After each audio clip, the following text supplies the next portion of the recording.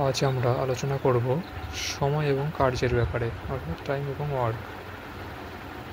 সময়কে আমরা লিখতে পারি টি দ্বারা, ক্ষমতাকে লিখতে পারি ই দ্বারা, ব্র্যাকেটে এই চিহ্ন দ্বারাও লিখতে পারি, কার্যকে লিখতে পারি ডব্লু দ্বারা।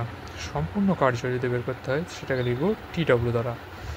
এ দ্বারা গৃহীত সময় যদি বলা হয় তাহলে টি নিচেতে এ লিখব। বি দ্বারা গৃহীত সময় বোঝালে এটা লিখব, এবং সি দ্বারা সময় বোঝালে টাইম টেকেন বাই সি লিখব। A plus B plus C দ্বারা গৃহীত সময় বোঝালে time taken by A plus B plus C লিখব। আমরা জানি কার্য ইকুয়াল টু সময় ইন্টু ক্ষমতা, অর্থাৎ W equal to T into E. সময় এবার টি ইকুয়াল টু কার্য ব্র্যাকেট ডব্লিউ বাই ক্ষমতা ব্র্যাকেটে ই।